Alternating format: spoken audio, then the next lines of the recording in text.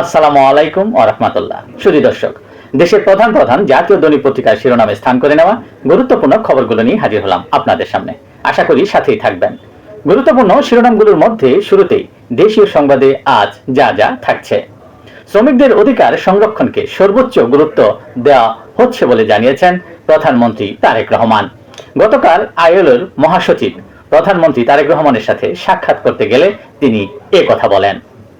সরকার পরিচালনায় শরিকদের পরামর্শ নিবে বিএনপি, শরিক দলগুলোর সঙ্গে প্রধানমন্ত্রীর বৈঠক।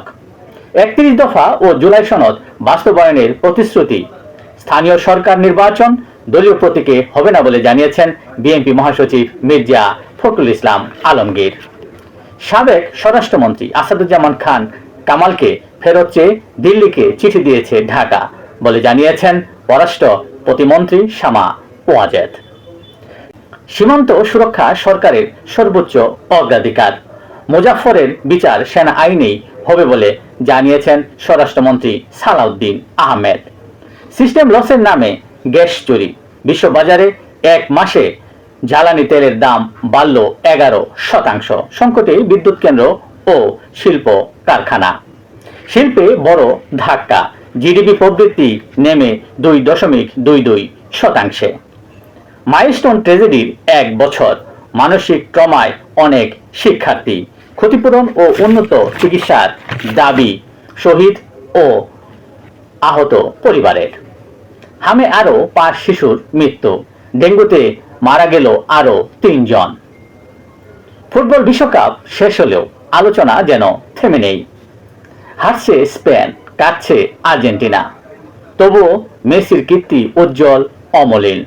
স্পেনের গায়ে সুন্দর ফুটবলের জয়গান। দেশের প্রধান প্রধান জাতীয় দৈনিক পত্রিকার শিরোনামে স্থান করে নেওয়া আন্তর্জাতিক খবরগুলোর মধ্যে আজ যা যা থাকছে। নতুন ব্রিটিশ প্রধানমন্ত্রী অ্যান্ডি বার্নহাম।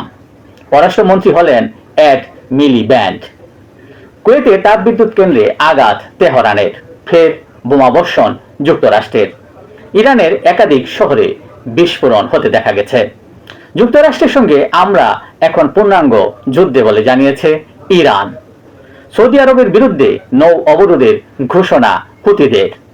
তুরস্কের জাহাজে রুশ হামলায় 5 নাবিক নিহত।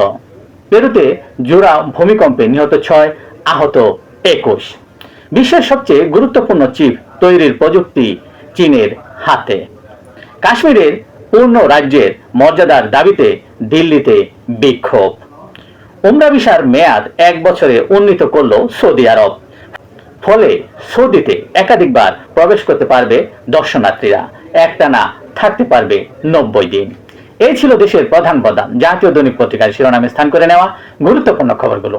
জানি এতক্ষণ আপনাদের মাঝে উপস্থিত ছিলাম। আজকের মতো এখানেই। সকলে ভালো থাকবেন, সুস্থ থাকবেন। আসসালামু আলাইকুম ওয়া রাহমাতুল্লাহ।